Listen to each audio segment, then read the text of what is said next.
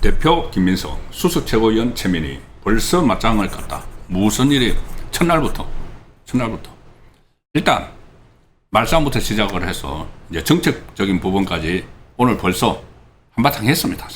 사실상 한바탕 했습니다.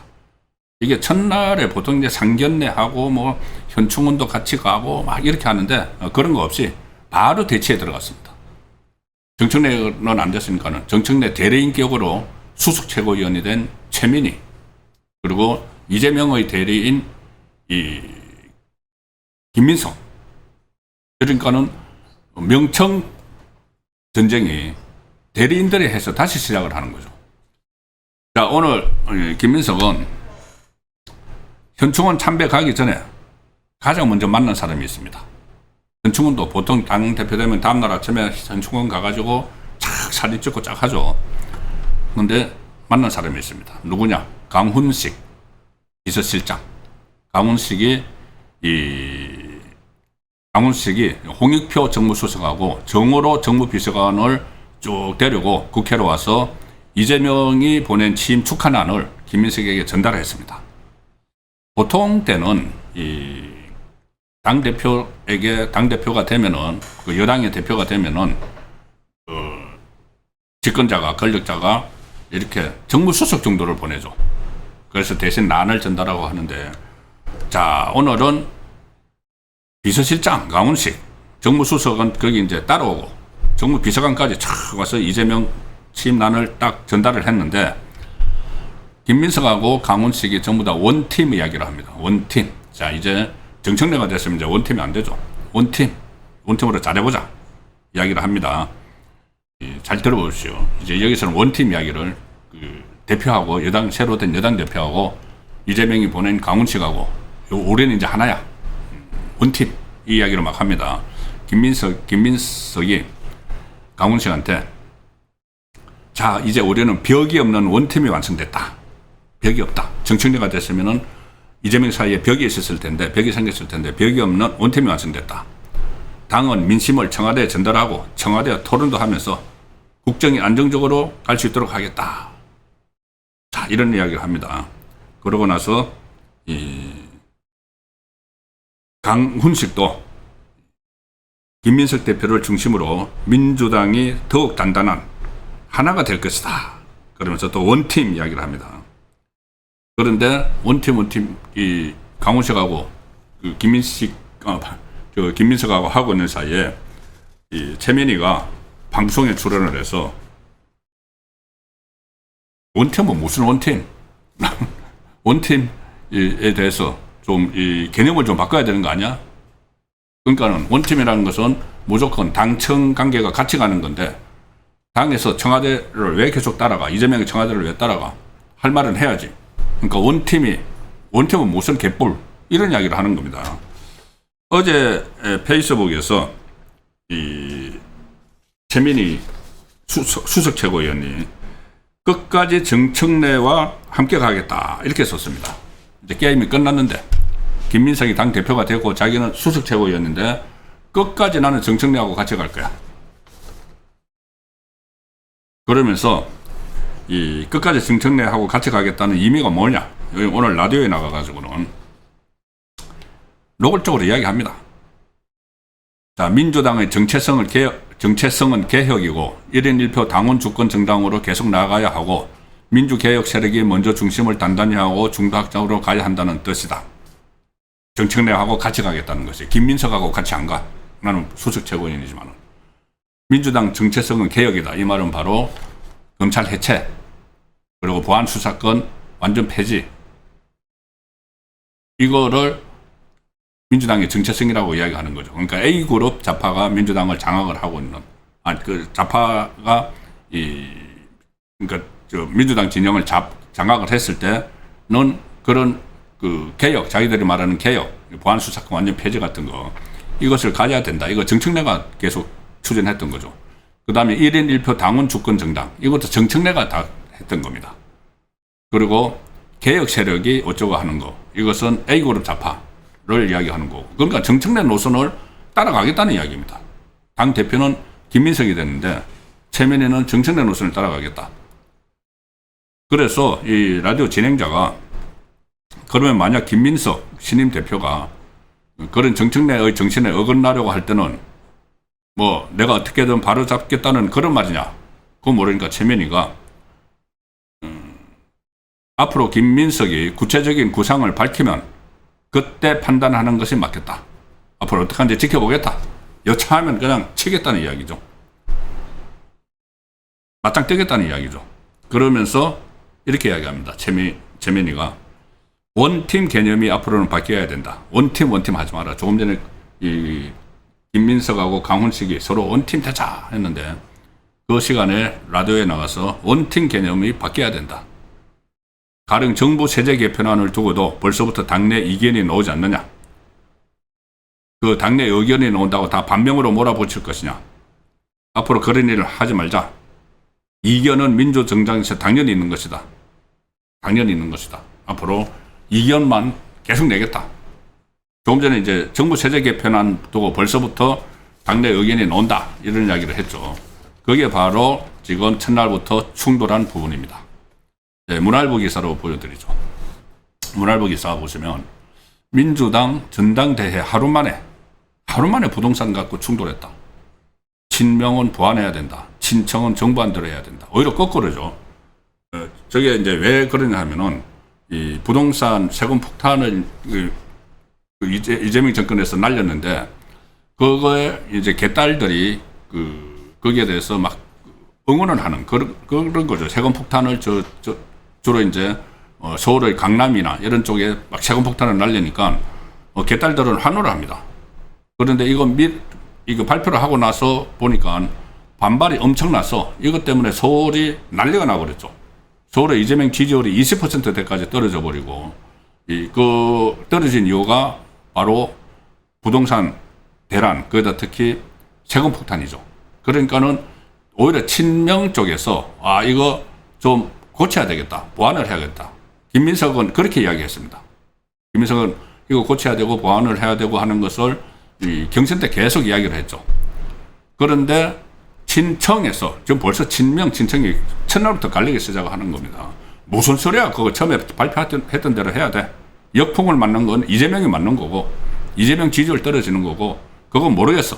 일단 강성 개딸들 A그룹 좌파를 지지하는 강성 개딸들과 그 뜻에 입맛에 맞춰줘야 돼. 그냥 그대로 밀어붙여. 이렇게 지금 첫날부터 충돌한 겁니다.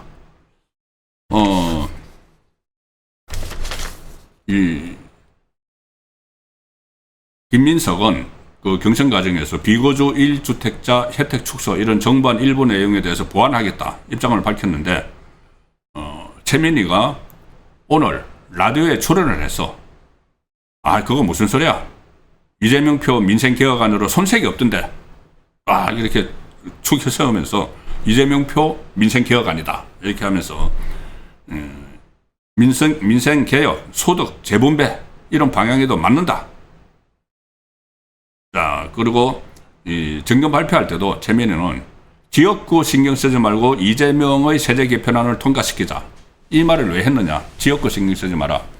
지금 서울의 서울의 지역구를 가지고 있는 민주당 의원들이 완전 초비상이 걸렸죠. 이대로 가다가는 다음 총선 다 떨어진다. 망한다. 그런데 김민석도 서울 영등포가 어리 지역구입니다. 서울이.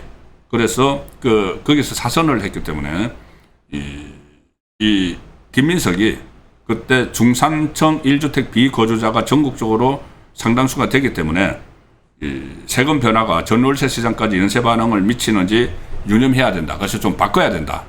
이렇게 이야기했는데 그거 너희들 지역구에 난리가 났기 때문에 서울에서 그러는 것 아니야? 이렇게 하면서 그 지역구 걱정하지 말고 그대로 밀어붙여. 이렇게 나오는 겁니다. 그러니까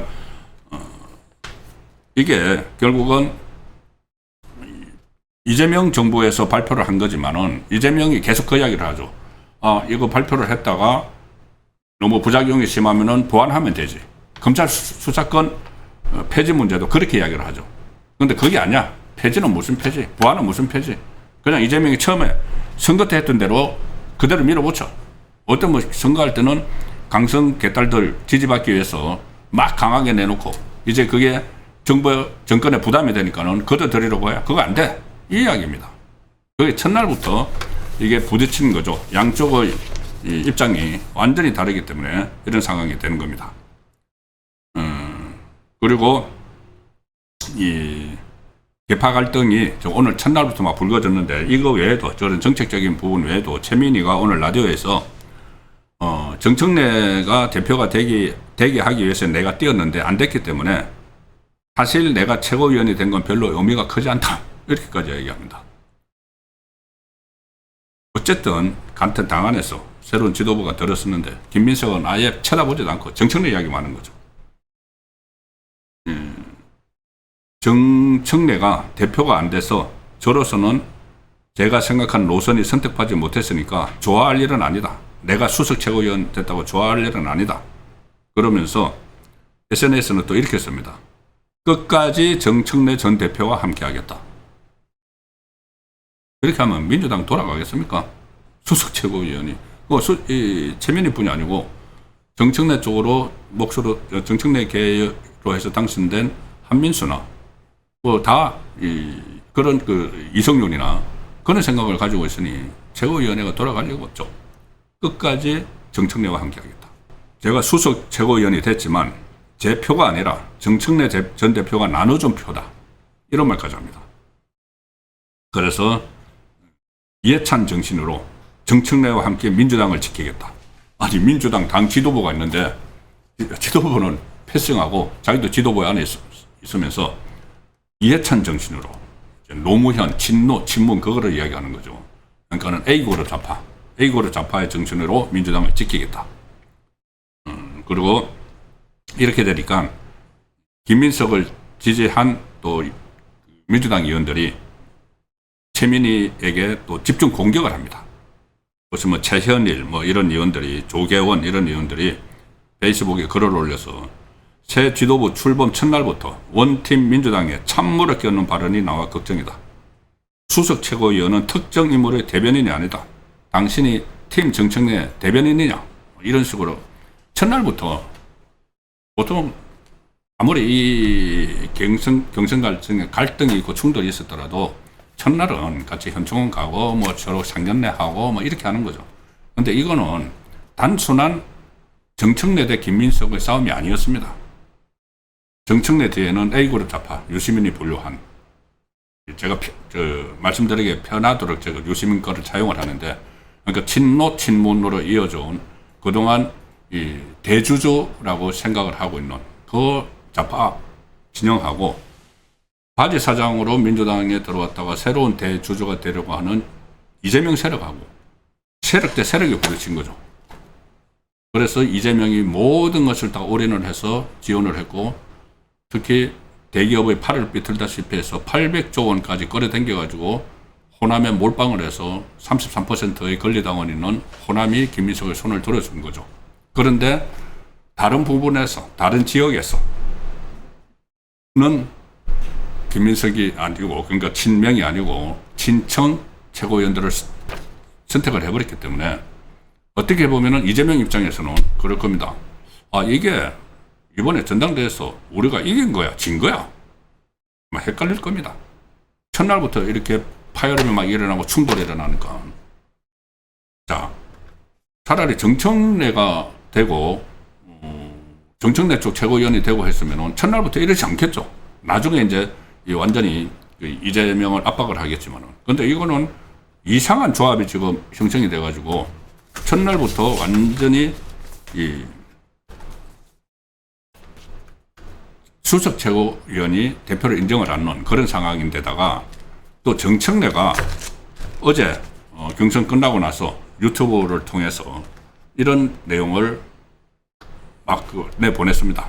얼마나 본인이 아마 분한 것 같습니다. 분했든지 자기는 자기가 다 된다고 생각을 했는데 이재명이 개입을 해가지고 완전히 김민석 쪽으로 가버렸기 때문에 이런 말을 제가 오늘 낮에 전해드렸기 때문에 그 핵심적인 부분만 말씀드리면은 정청래는 졌지만은 정청래 지지자는 이겼다.